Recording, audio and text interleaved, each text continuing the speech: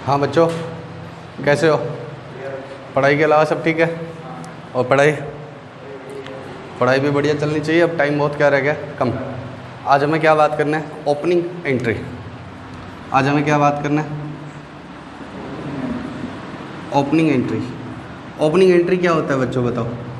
अगले साल की ओपनिंग का मतलब क्या है कि पिछले साल जो लेजर्स में बैलेंस रह गए थे उसको करंट ईयर में लाना। मान लो मैं पिछले साल का डेटर का अकाउंट बना रहा हूँ।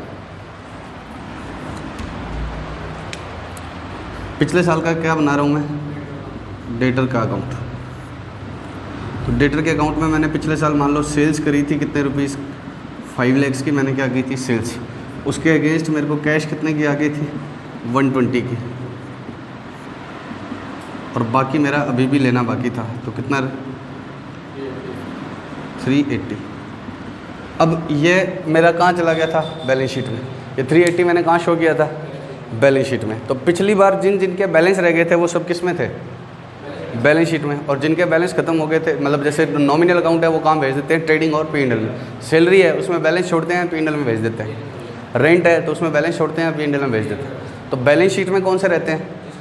जिसके बैलेंस रह गए थे उसी को हम क्या बोलते हैं? Balance sheet. ठीक है। अब ओपनिंग एंट्री क्या होती है, इसके लिए आप मेरे साथ सीधा क्वेश्चन पर आओ, साथ में करते हैं। इलिस्ट्रेशन नंबर 8 पर आओ। 7.39 इलिस्ट्रेशन नंबर 8। बैलेंस शीट दे रखी है इलिस्ट्रेशन 8 में। As at 31 December 2017 Mahindra and sons 5,60,000 liabilities में आ रहा है, और कैपिटल आ रही है 20 lakh. Cash in hand, cash at bank, trade receivable, closing inventory, machinery and equipment required from the above given balance sheet prepare the relevant opening entry. तो अगले साल इनको लाना है तो क्या करें? जितनी भी एसेट्स है उनको क्या करना पड़ेगा? डेबिट, और जो लाइबिलिटीज़ है उनको क्रेडिट। तो आपने cash account debit, bank account debit. देखो ओपनिंग एंट्री कुछ भी नहीं है, एसेट्स को सारी को क्या कर दो? डेबिट, और लाइबिलिटीज़ को क्या कर दो? क्रेडिट। इससे नेक्स्ट ईयर में ये बैलेंस आ जाएगी।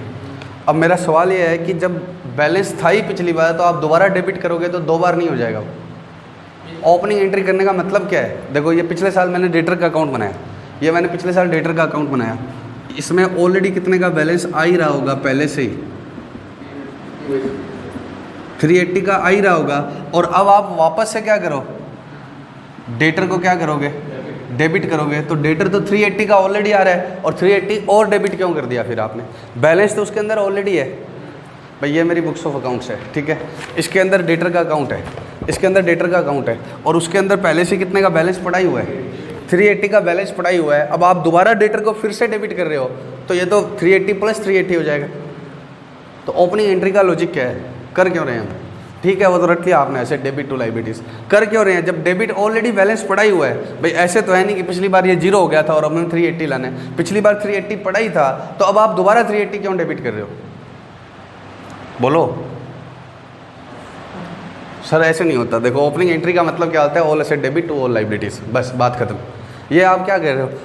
पढ़ते आए हैं बचपन से। ओपनिंग एंट्री का मतलब all asset debit to all liabilities. बोलो ना नालायक, ऐसे कैसे चलेगा? देखो मतलब ही नहीं है, तुम रट के क्या करोगे बताओ? और जब डेटर के अकाउंट में ऑलरेडी बैलेंस चल ही रहा है, तो आप दोबारा डेबिट क्यों कर रहे हो डेटर को? क्यों? खत्म कैसे हो गया? बैलेंस तो पड़ा है, देख लो तुम्हारे सामने। पिछली बार नया क्यों लाना पड़ेगा? पिछले साल बचा नहीं था बैलेंस, वो पड़ा ही है डेटर के अकाउंट में। अब सुनो मेरी बात को, एक बुक और दे दो। आप मुझे ऑनेस्टली बताना, 10th से जब 11th क्लास में आए तो आपने 11th में नई कॉपीज़ लगाई या वो पुरानी चला ली? नहीं लगाई। 10th में आपने क्या किया? जिन कॉपीज़ में लास्ट में एक्स्ट्रा पेज बच गए थे उनको रफ भले ही यूज़ कर लिया, लेकिन अदरवाइज़ आपने क्या करी? नहीं को। तो आपका तो सिंपल सा रिजल्ट है। मेरा क्या है? बिजनेस। मेरा तो क्या है? बिजनेस। रोटी पानी इससे बनती है। तो मैं भी वापस से क्या करता हूँ? नए खाते लगाता हूँ।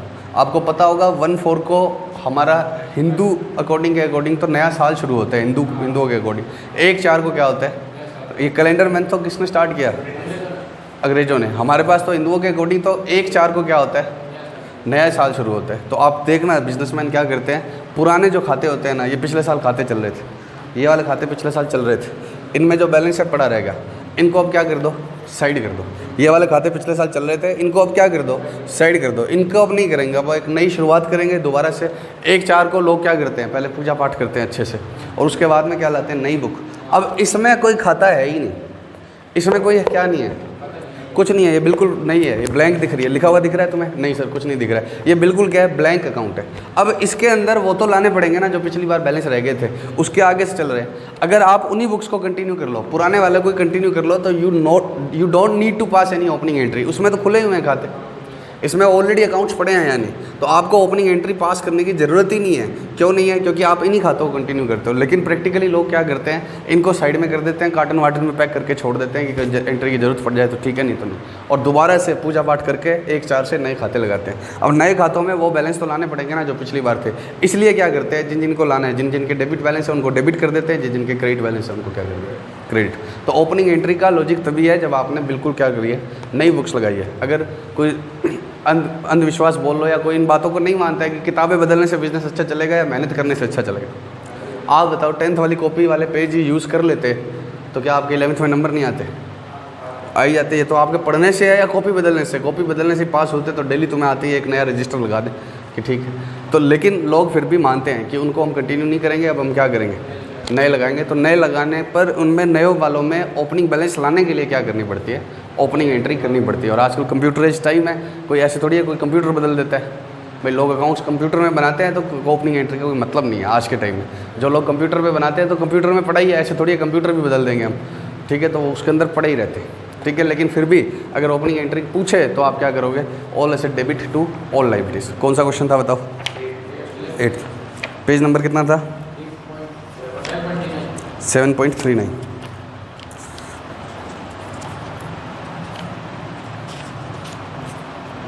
ठीक है। अब इसकी पोस्टिंग कैसे होगी? आपने जनरल एंट्री तो कर दी, अब उसके बाद क्या बनाओगे, लेजर। लेजर में पोस्टिंग कैसे करोगे? इलस्ट्रेशन 8th में आप ओपनिंग एंट्री देख रहे हो, कैश अकाउंट डेबिट, एक बार पेज नंबर बताना।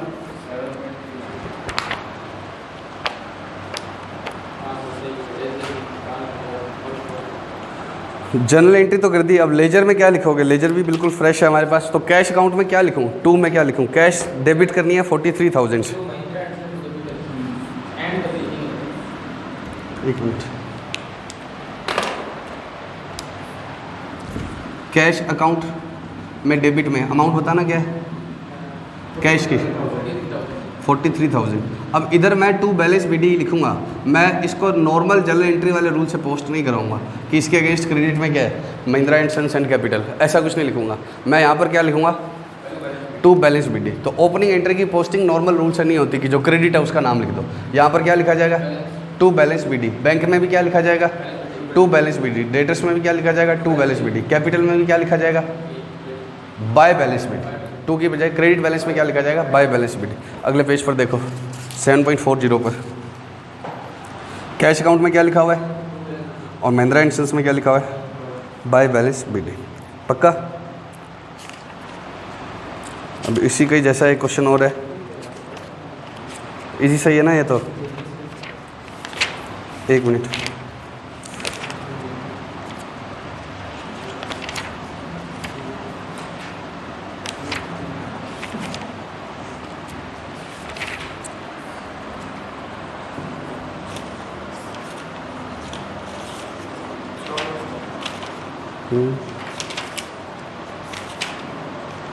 इलिस्ट्रेशन 11th पर आओ। इलिस्ट्रेशन 11th पर, the balance sheet of mister Popatlal a merchant on 31st March 2 days below. किसकी बैलेंस शीट है, पोपटलाल की। अ मर्चेंट, मर्चेंट मतलब व्यापारी, ठीक है, व्यापारी। Required show opening general entries in the books of mister Popatlal. आप प्लीज़ मेरे साथ साथ बोलो, फिक्स एसेट डेबिट, आंसर मत देखना, कितने से, 125,600। इन्वेंट्रीज 206,400। ट्रेड रिसीवेबल कितने से डेबिट होंगे, 188,000। ट्रेड रिसीवेबल कितने से डेबिट होंगे, 188,000 से। और प्रोविज़न क्या होगा, क्रेडिट होगा। प्रोविज़न कोई डेटर में से बैलेंस शीट में हमने भले ही क्या करके शो किया हुआ है, माइनस करके, लेकिन प्रोविज़न एक अलग अकाउंट होता है जिसमें क्या होता है, क्रेडिट बैलेंस होता है। प्रोविज़न का अकाउंट बताया था ना, प्रोविज़न फॉर डाउटफुल डेट्स में, तो वो बैलेंस शीट में भले ही डेटर में से लेस करके प्रेजेंट कर दिया जाए, बट उसमें अपना अलग अकाउंट होता है और उसमें क्या होता है, क्रेडिट बैलेंस होता है। तो आंसर में किस चीज़ पर स्टार लगा दो, प्रोविज़न पर। बाकी तो कुछ है ही नहीं ना, डेटर और प्रोविज़न पर, कि डेटर ग्रॉस अमाउंट से लिखा जाएगा और प्रोविज़न फॉर डाउटफुल डेट्स क्या किए जाएंगे, अलग से क्रेडिट किए जाएंगे। ठीक है, बाकी इसमें कुछ है नहीं। पक्का?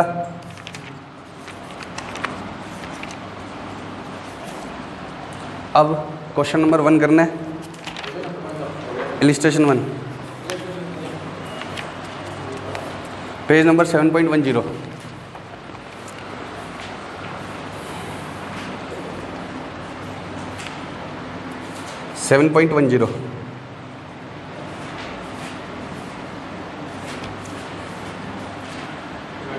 Trial balance for the financial year ended 31st March 2017 of Messrs Dipakshi shows the following details. Purchases and sales, purchase कहाँ जाएगी, ट्रेडिंग के डेबिट में, सेल्स ट्रेडिंग के क्रेडिट में, डेटर क्रेडिटर्स बैलेंस शीट में आ जाएंगे, ओपनिंग स्टॉक ट्रेडिंग के डेबिट में आ जाएगा, closing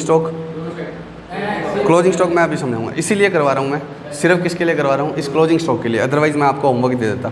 other expenses and income आ जाएगी, fix assets and long term liabilities आ जाएगी, कैपिटल आ जाएगी। एडिशनल इन्फॉर्मेशन, क्रेडिटर का ओपनिंग बैलेंस कितने का था, 3 लाख का।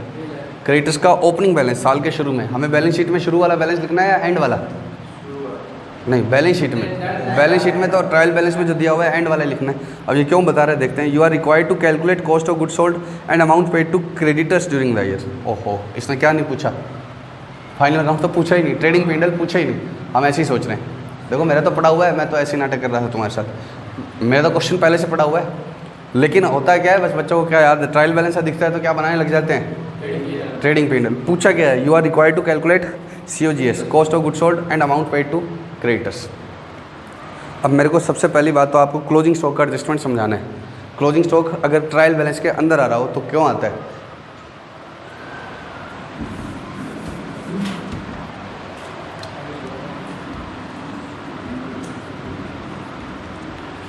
एक मिनट है,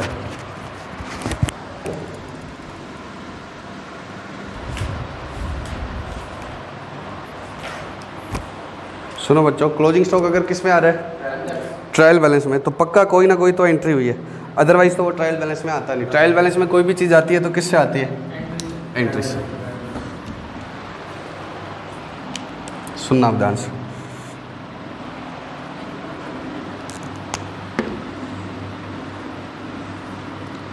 परचेज और सेल्स ट्रायल बैलेंस में आते हैं।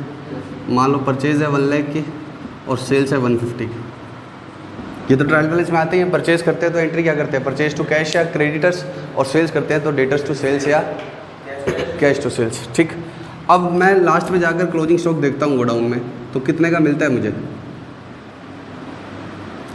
10,000 का। तो आप मुझे बताओ मैंने कितने का गुड्स बेचा, 1 लाख का या 90,000 का, 90 का। तो मैं GP निकालने के लिए क्या बोलता हूँ कि परचेज तो यहाँ लिख लो कितने का, 1 लाख का, और सेल्स यहाँ लिख दो, ये ट्रेडिंग अकाउंट है, सेल्स यहाँ लिख दो 150 की। अब मैं कहता हूँ कि मुझे 50,000 का प्रॉफिट थोड़ी हुआ है, 1 लाख का मैंने 150 में थोड़ी बेचा है, 1 में से 10 तो मेरे पास पड़ रही है, तो 10,000 या तो यहाँ से क्या कर दो माइनस, या तो इसको 90 बना दो, 10,000 यहाँ से माइनस कर दो। इसमें कोई गलत नहीं है कि अगर आप क्लोजिंग स्टॉक को कहाँ से माइनस कर दें, परचेज में से, और यहाँ से माइनस नहीं करते तो आप कहाँ लिख देते हैं, बाय साइड। यहाँ से माइनस नहीं करते तो क्या लिख देते हैं, बाय साइड में। तो अब बताओ क्लोजिंग स्टॉक को कहाँ से माइनस किया जा सकता है, परचेज में से। तो क्लोजिंग स्टॉक को परचेज में से माइनस करना है तो मैं एक एंट्री करता हूँ, क्या, closing stock account debit to purchase. आप ट्रेडिंग भी कर सकते हो, आप क्या कर सकते हो, परचेजेस। अगर मैं ये एंट्री कर दूँ तो क्या होगा, क्लोजिंग स्टॉक डेबिट हो गया, वो किस में आने लग जाएगा, ट्रायल बैलेंस में आने लग जाएगा। क्लोजिंग स्टॉक क्या हो गया, डेबिट, वो किस में आने लग जाएगा, ट्रायल बैलेंस में। इस एंट्री को करने के बाद अगर मैं ट्रायल बैलेंस बनाऊँ तो क्या होता है, परचेज कितने की, 1 लाख माइनस 10, 90, 1 लाख तो ऑलरेडी थी, माइनस 10 कितने की होगी, 90, और क्लोजिंग स्टॉक डेबिट होकर कहाँ आने लग गया, ट्रायल बैलेंस। तो if closing stock is appearing in trial balance, अगर क्लोजिंग स्टॉक कहाँ आ रहा है, ट्रायल बैलेंस में, इसका मतलब क्या है, it has already been reduced from purchases, ये किस में से माइनस हो चुका है, परचेज में से। अगर क्लोजिंग स्टॉक ट्रायल बैलेंस में दिया हुआ है तो ये एडजस्ट हो गया किसके अगेंस्ट, परचेज के अगेंस्ट। अब आप मुझे बताओ कि ये सिर्फ क्या है, ट्रेडिंग अकाउंट बनाते समय फिर फर्दर माइनस करूँ या ना करूँ, बैलेंस शीट में जाएगा। अब ये सिर्फ कहाँ जाएगा, बैलेंस शीट में। सिर्फ परचेज में से माइनस, ट्रेडिंग अकाउंट बनाते समय फिर से लिखो ना इसको भाई, ट्रेडिंग अकाउंट में जब मैंने परचेज ऑलरेडी क्या लिख दी है 90 लिख दी है, जब मैंने परचेज ऑलरेडी क्या लिख दिया 90, तो दोबारा 10 क्यों माइनस करूँ, 1 लाख में से 10,000 क्या हो गया माइनस हो तो गया। तो क्लोजिंग स्टॉक अगर ट्रायल बैलेंस में आ रहा है तो क्या एडजस्टमेंट होगा, ओनली इन बैलेंस शीट। और अगर ट्रायल बैलेंस के आउट मतलब बाहर आ रहा है तब क्या होगा, ट्रेडिंग में क्रेडिट और बैलेंस शीट में। और ट्रायल बैलेंस में आया, इसका मतलब ये क्या इंडिकेट कर रहा है कि ये परचेज में से ऑलरेडी क्या हो चुका है, माइनस हो चुका है। अब मेरा ये क्वेश्चन नहीं था, मेरे को तो बैलेंस शीट वगैरह बनानी नहीं। अगर इस क्वेश्चन में बनानी हो आप घर पे बना के देखना, तो क्लोजिंग स्टॉक को क्या लिखोगे, सिर्फ और सिर्फ बैलेंस शीट में एसेट साइड में, इसको कहाँ नहीं लिखना, ट्रेडिंग अकाउंट में मत लिखना, ठीक है, ट्रेडिंग में मत लिखना। अब क्वेश्चन ये पूछ रहा है कॉस्ट ऑफ गुड्स सोल्ड बताओ। क्वेश्चन क्या पूछ रहा है, cost of goods sold. Cost of goods sold क्या होता है बताओ, opening stock plus purchase plus एक बार क्लोजिंग स्टॉक को छोड़, डायरेक्ट एक्सपेंस को छोड़ रहा हूँ मैं, ठीक है, माइनस क्लोजिंग स्टॉक। इसका मतलब क्या है, देखो अब हिंदी में बोलो, cost of goods sold. Goods sold की कॉस्ट कितनी थी, जो माल बेचा उसकी कॉस्ट, बनाने की नहीं, वो मैन्युफैक्चरिंग अकाउंट में आएगा सेकंड यूनिट में। Cost of goods sold, goods sold, sold का मतलब जो बेचा, जो माल बेचा उसकी कॉस्ट। मेरे को फॉर्मूला नहीं चाहिए, फॉर्मूला हम सोचेंगे कि क्या बनना चाहिए। जो माल बेचा उसकी कॉस्ट क्या है, ठीक है, पक्का, जो माल बेचा उसकी कॉस्ट क्या है। मेरा पहला ही साल है, आप मुझे बताना कि कितने का माल बेचा होगा मैंने। मैं आपको बता रहा हूँ कि साहब मैंने परचेज़ किया था 1 लाख का, और मैं लास्ट में जब गोडाउन में जाकर देखा तो क्या होगा, मुझे क्लोजिंग स्टॉक मिला कितने का, 10,000 का। मुझे क्लोजिंग स्टॉक मिला 10,000 का। अब आप मुझे बताओ कि बाकी कहाँ गया 90,000। मैं खरीद कर लाया कितना 1 लाख, और लास्ट में मिल रहा है मुझे सिर्फ कितना 10,000, तो बाकी कहाँ गया 90,000, बेच दिया, सिंपल सी बात। सर चोरी हो गया होगा, वो बताएगा तब मानूंगा, अदरवाइज कैसे चोरी हो गया होगा बोलो। तो 1 लाख रुपए का मैंने गुड्स खरीदा और मुझे क्रेडिट बाद में लास्ट में कितने का मिल रहा है, क्लोजिंग स्टॉक 10 का। इसका मतलब कॉस्ट ऑफ गुड्स सोल्ड क्या है 90,000, बेचा उसकी कॉस्ट क्या है 1 लाख आया था, 10 ही आपके पास पड़ा है और आप स्टॉक बेचते हो, तो बाकी 90,000 क्या हो गया, सेल कर दिया। तो फॉर्मूला बताओ क्या बना, परचेज माइनस क्लोजिंग स्टॉक। जो आपने खरीदा 1 लाख का, उसमें से आपके पास बचा कितना हुआ है 10,000, तो क्या होगा 90,000 कहाँ गया, बेच दिया, सिंपल सी बात। अब अगले साल बताओ, अगले साल मेरे पास पहले से ही कितना पड़ा था, कितना 90,000 पड़ा था, 10 पड़ा था ना, 90 क्यों पड़ा था, अगले साल के शुरू में ही, अगले साल के शुरू में ही मेरे पास कितना पड़ा था 10 पड़ा था, ठीक। खरीद और कितना लाया मैं 5 लाख और खरीद लाया, तो मेरे पास कितना हो गया था 5,10,000। और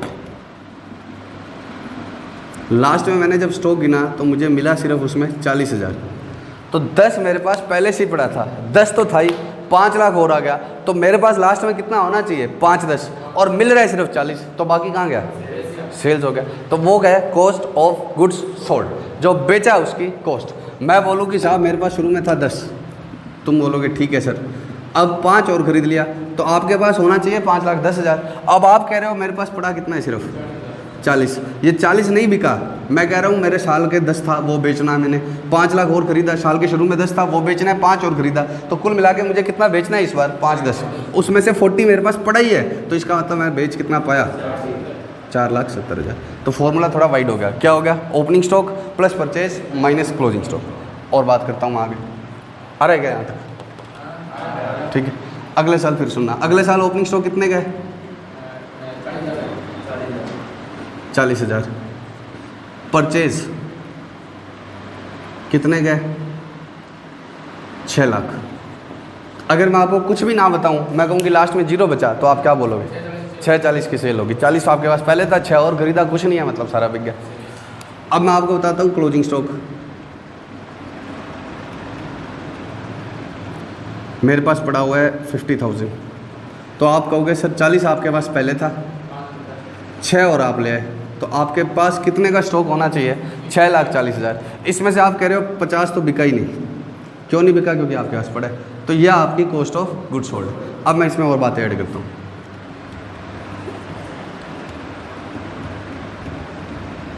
ड्राइंग्स किसकी? गुड्स की 10,000।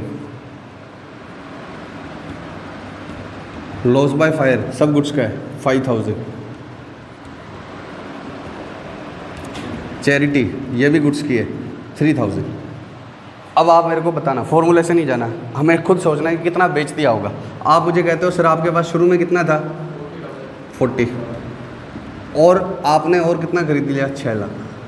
अगर आपने 40,000 आपके पास पहले था, 6 और खरीद लिया, तो आपके पास कितना होना चाहिए? 6,40। अब आप मुझे ये बता दो इसमें से क्या क्या नहीं बिका। मैं कह रहा हूँ क्लोजिंग स्टॉक मेरे पास पड़ा हुआ है 50,000 का, तो ये नहीं बिका। भाई मेरा अगर कुछ और डेटा ना दूँ तो 40 भी बिक गया, 6 भी बिक गया। मैं तो ये मानता हूँ शुरू वाला भी बिक गया और जो खरीदा था वो भी बिक गया। लेकिन मैंने आपको बोला कि 50 तो मैंने बेचा ही नहीं। क्यों नहीं बेचा? क्योंकि मेरे घर में पड़ा है, मतलब मेरी शॉप पे पड़ा है अभी 50। क्या ये कॉस्ट ऑफ गुड्स सोल्ड है? क्या opening stock plus purchase minus closing stock की कॉस्ट ऑफ गुड्स सोल्ड है? आप कह रहे हो कि 40 था, 6 लाख हो रहा है, कितना हो गया? 640। 640 में से कितना चला गया? 50। तो 590 आपने बेच दिया। क्या ये बेच दिया मैंने? नहीं। 590 में भी मैं 10,000 तो घर लेकर गया था, तो कितना हो गया? 580 बेच दिया? नहीं। 580 में से भी 5,000 क्या हो गया था? चोरी हो गया था। तो क्या 575 बेच दिया? नहीं। 3,000 मैंने लोगों को दान में भी दे दिया। तो मैं क्या माइनस करूं? क्या सिर्फ क्लोजिंग स्टॉक या हर वो आइटम जो नहीं सेल हुई? हम ये एज्यूम करते हैं कि ओपनिंग और परचेज सारा बिक गया होगा, लेकिन फिर हमें क्या दे दिया जाए? जो जो नहीं बिका वो सब माइनस करो। तो कॉस्ट ऑफ गुड्स सोल्ड को ये नहीं है opening plus purchase minus closing stock. ठीक है, आपको याद करवा दिया जाता है रेशो वाले चैप्टर में, 12th में है ना रेशो वाला चैप्टर, उसमें क्या है? COGS में इतनी चीज़ें आती है, बट COGS में क्या क्या माइनस होना चाहिए? Any item which has been used for purpose other than sale. Sale के अलावा कहीं पर भी आपने माल लगाया है तो वो बिका थोड़ी है। आप मानते हो कि ये भी बिक गया, ये भी बिक गया, फिर आप क्या माइनस करने लग जाते हो? जो जो नहीं बिका। भाई मेरे पास एक मार्कर था और वो एंड में नहीं है, तो आप क्या बोलोगे? बिक गया। लेकिन एक मार्कर था और एंड में नहीं है लेकिन चोरी हो गया, तो बिक थोड़ी गया। तो आपने परचेज लिख लिया एक, मैंने एक खरीदा था, लास्ट में नहीं है, तो आप मानते हो एक बिक गया होगा। लेकिन मैं कहता हूँ लास्ट में नहीं है लेकिन चोरी हो गया, तो भी बिका तो नहीं। तो 1 - 1 0 बिका है ना मेरा। भाई मैंने परचेज लिख ली एक मार्कर की, ठीक है। अब लास्ट में मेरे पास नहीं है, तो आप सोचते हो कि लास्ट में 0 है, तो इसकी कॉस्ट ऑफ गुड्स सोल्ड क्या है? 1, कि इसने बेच दिया होगा। लेकिन मैं कहता हूँ चोरी हो गया, तो भी तो क्या हुआ? 0 बिका है ना। तो यहाँ पर क्या माइनस करना है? ओनली क्लोजिंग स्टॉक या हर वो यूज़ जो सेल के अलावा है? हर वो यूज़। तो ये फॉर्मूला नहीं है कि आपको सीधा, आप खुद से सोचो ना, मतलब क्या जानना चाहते हो? कॉस्ट ऑफ गुड्स सोल्ड, जो बेचा है उसकी कॉस्ट, जो बेचा है उसकी कॉस्ट। तो कैसे निकालोगे? ओपनिंग प्लस परचेज जोड़ लो, इतना है आपके पास। इसमें से जितना नहीं मिल रहा है वो बिक गया होगा, तो आपने क्लोजिंग जितना मिल रहा है उसके अलावा सारा बिक गया होगा। जस्ट 1 मिनट सुनो, 1 मिनट, इसको हटा दूँ मैं। आपके पास ओपनिंग स्टॉक कितने का था? 40 का, और परचेज कितने की है? 6 लाख। तो आप कह रहे हो कि सर आपके पास, मतलब अगर मेरा बिजनेस है तो आप कह रहे हो कि सर आपके पास 6,40,000 का स्टॉक होना चाहिए। मैं कह रहा हूँ नहीं, मेरे पास तो 50,000 ही बचा हुआ है। तो आप कहते हो ठीक है, इसका मतलब बाकी बेच दिया। तो हम एज्यूम कर लेते हैं जो भी कम हुआ है वो क्या हो गया? बिक गया। एज्यूम कर लेते हैं जो भी कम हुआ वो क्या हो गया? बिक गया। लेकिन वो बिक गया या उसके अलावा और कहीं भी लगा वो भी नहीं बिका, उनको भी तो हटाओ। आप ये कह रहे हो सर ये नहीं सेल हुआ, ये सेल नहीं हुआ, ये सेल नहीं हुआ, these goods have not been sold. तो आप कहते हो इतना था, इसमें से ये सेल नहीं हुआ, बाकी बिक गया। तो मैं कह रहा हूँ ये कौन से सेल हो गए? तो सब माइनस करो ना। तो क्लोजिंग स्टॉक माइनस करना है या A to Z वो आइटम्स जो सेल्स के अलावा है वो सब माइनस? पक्का। तो कॉस्ट ऑफ गुड्स सोल्ड का फॉर्मूला आप क्या बोलोगे? आप बता दो ओपनिंग कितना था, परचेज कितना था। अब आप बता दो इनमें से वो सारे पर्पज हटा दो जो सेल्स के अलावा है। मतलब क्या है? बाकी क्या बच जाएगा? जो सेल हुई। इनमें से वो सब हटा दो जो क्या है? सेल्स के अलावा। और कुछ नहीं दिया होता तो हम क्या मानते हैं? भाई क्लोजिंग स्टॉक के अलावा सब बिका ही है। लेकिन वो कहने लग जाए लॉस बाय फायर, तो भी बच्चे क्या रटा के लगा देंगे? Opening plus purchase minus closing stock. आप अपने दिल से पूछो ना क्या बिका है। मैं आपको सिंपल, आप छोड़ो फॉर्मूला ना, 40,000 मेरे पास शुरू में था, 6 था, तो कितना होना चाहिए मेरे पास? 640। अब मैं कहता हूँ 50 तो बचा हुआ है, मतलब बाकी बिक गया। अब मैं कहता हूँ इतना ड्राइंग्स में चला गया था, मतलब इसके अलावा और बाकी सारा बिक गया। इतना यहाँ लग गया, इतना यहाँ लग गया, तो उन सबको क्या करते जाओ। तो कॉस्ट ऑफ गुड सोल्ड में का फॉर्मूला क्या होगा? Opening stock plus purchase minus closing stock, या हर वो पर्पज़ जो सेल नहीं है। पक्का? तो वो ध्यान रखना आप, ठीक है। अब डायरेक्ट एक्सपेंस की बात करते हैं।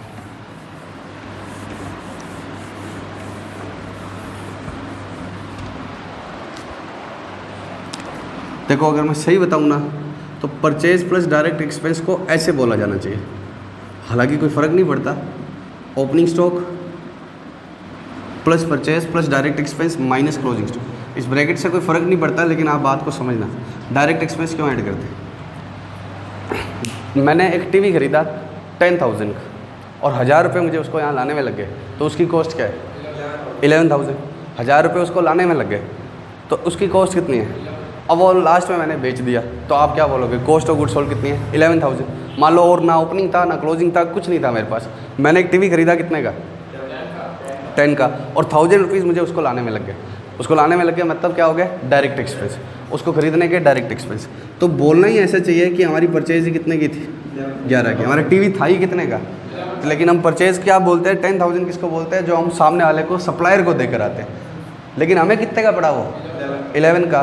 तो हमें उस गुड्स की कॉस्ट पड़ी कितनी? 11। इसलिए मुझे क्या जोड़ना पड़ता है? डायरेक्ट एक्सपेंस अलग से भी जोड़ने पड़ते हैं। समझ रहे हो? परचेज का मतलब तो क्या होता है कि हमने सप्लायर को 10 दिए। अब ये लैपटॉप ही है, मान लो ये लैपटॉप पड़ा है, ठीक है, ये मैंने खरीदना है। सप्लायर के पास गया, कितने रुपए लगे? 40,000 रुपये लगे। अब मेरे को इसको लाने के लिए क्या लग गया? 1000 रुपये और लग गए। चाहे मैं बाइक पे गया तो पेट्रोल भी लग गया ना बाइक का, ऐसा कोई रूल नहीं है कैरीज इनवर्ड हो रही है सब। बाइक पर गया तो बाइक का पेट्रोल भी लग गया, तो भी क्या होगा? इसकी कॉस्ट का ही पार्ट है, तो वो पेट्रोल भी यहाँ पर आ जाएगा, ठीक है। तो इसको लाने में कितने रुपए लग गए? 1000। तो ये टोटल मैं क्या बोलूँ? या तो इसको 41 बोल दूँ, और अगर नहीं बोलना तो 40 + 1, इसको क्या बोलते हैं? 40 + 1। डायरेक्ट एक्सपेंस पार्ट ही किसका होता है? परचेज का। परचेज की कॉस्ट का ही क्या होता है? पार्ट, ठीक है। लेकिन हम बोलते क्या है? परचेज में हम क्या बोल देते हैं? अमाउंट पेड टू सप्लायर, जो आप दुकानदार को देखे है, बाकी सब खर्चे हैं, ठीक है। पक्का? तो कॉस्ट ऑफ गुड सोल्ड का प्रॉपर फॉर्मूला क्या होगा? Opening stock plus purchase plus direct expense minus closing stock, या जो नहीं बिका, जो नहीं बिका, ठीक है। क्लोजिंग स्टॉक नहीं बिका तभी तो पड़ा है स्टॉक में, इसके अलावा कहीं और पर्पज़ दे दे तो भी, ठीक है। तो अब इस क्वेश्चन में हमारे पास सिर्फ क्या है? क्लोजिंग स्टॉक की है, ठीक है। लेकिन आपको पता होना चाहिए, अगर लॉस बाय फायर होता तो आपको वो भी क्या करना पड़ता? माइनस करना पड़ता। अगर कहाँ होता? ट्रायल बैलेंस के बाहर। अंदर होता तो क्या होता? माइनस हुआ ही होता। ट्रायल बैलेंस के अंदर ही होता तो loss by fire to purchase हो ही चुका होता। जैसे इसमें क्लोजिंग स्टॉक क्या है? अंदर है, तो माइनस हो रखा है, तो इसको भी नहीं माइनस करूँगा। पक्का? क्लोजिंग स्टॉक अंदर ही है, मतलब क्या है? परचेज में से माइनस हो ही है। तो ओपनिंग स्टॉक कितने का है? 2 लाख। परचेज कितने की है? 10 लाख। 2 लाख का ओपनिंग स्टॉक है और परचेज कितने की है? 10। तो क्या हो गया? 12 लाख। माइनस क्लोजिंग स्टॉक करूं क्या? नहीं। क्यों नहीं? हो रखा है। तो कॉस्ट ऑफ गुड सोल्ड देखो आंसर में 12 लाख। पक्का? कॉस्ट ऑफ गुड सोल्ड देखो कितने का आ रहा है? 12 लाख। और अमाउंट पेड टू क्रेडिटर्स कैसे निकलेगी? इसने पूछा हुआ ना, अमाउंट पेड टू क्रेडिटर्स, तो क्रेडिटर का अकाउंट बना लो। अभी कॉस्ट ऑफ गुड सोल्ड पे अलग से डिस्कशन करूंगा, पहले इसको खत्म करना।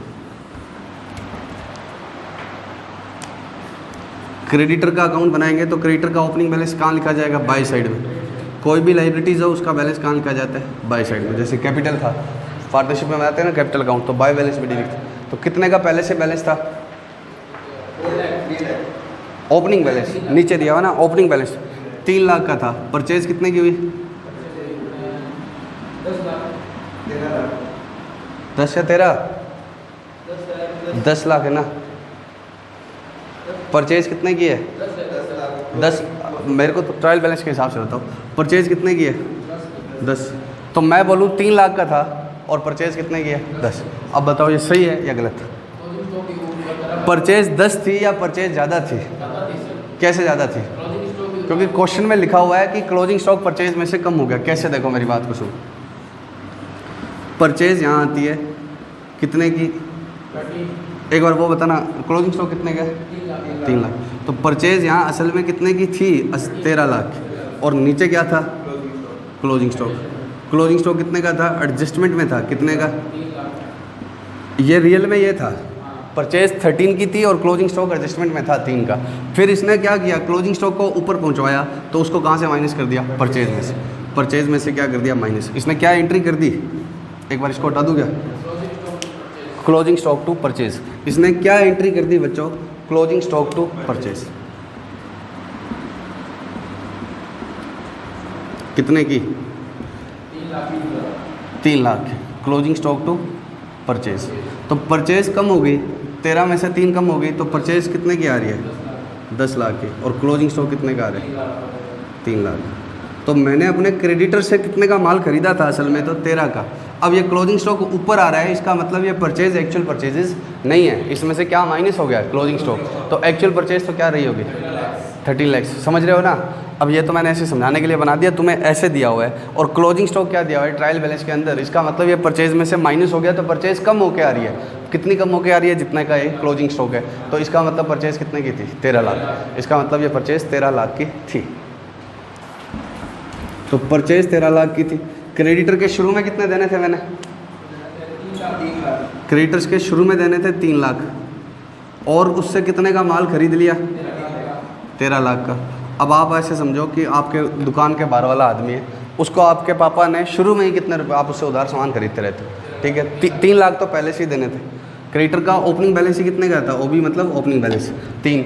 और आपकी मम्मी जब जब जरूरत पड़ी 13 लाख और खरीदती रही, तो इसका मतलब तुम्हारे पापा के उसको कितने देने होंगे। अब पापा कह रहे हैं नहीं मेरे तो कितने देने हैं, सिर्फ क्लोजिंग बैलेंस कितने का आ रहा है, 4 लाख। पापा कह रहे हैं नहीं अपने तो 4 ही देने हैं, 16 थोड़ी देने हैं, 4 ही देने हैं। इसका मतलब क्या हुआ है, 12 लाख ड्यूरिंग द ईयर उसको क्या हो गया, पेमेंट हो गई। समझो तो किसी आदमी को 16 लाख देने हैं, क्यों देने हैं, 3 पहले से देने थे, 13 और खरीद लिया, तो उसको कितने देने थे मुझे, 16 लाख। 3 पहले से देने थे और 13 और खरीद लिया, 16 लाख देने हैं। अब वो कहे कि नहीं 4 लाख ही देने हैं, तो वो ऐसे क्यों बोल रहा है, क्योंकि उसको पक्का कुछ पेमेंट हुई है। कितने की हुई है, जितना वो कम कर रहा है, 16 के 4 ही बोल रहा है वो। इसका मतलब उसको पेमेंट कितनी होगी, 12 लाख। उसका मतलब उसको पेमेंट कितने की होगी, 12 लाख। ये तो मैंने स्टेटमेंट फॉर्म में बना दिया। आंसर में तुम्हारे कैसे दिया हुआ है, अकाउंट फॉर्म में।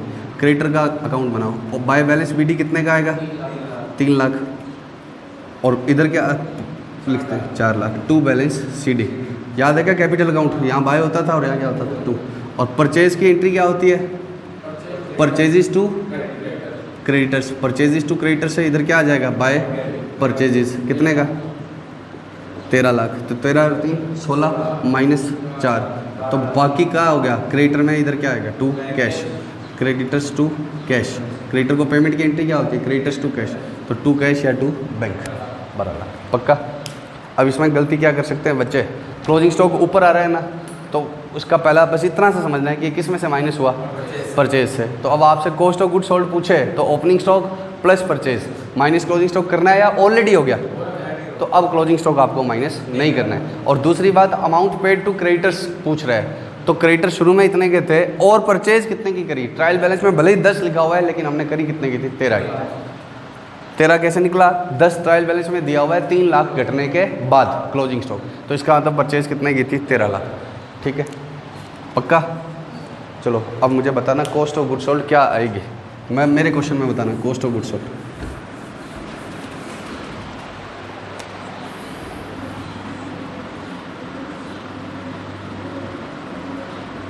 Opening stock 10,000,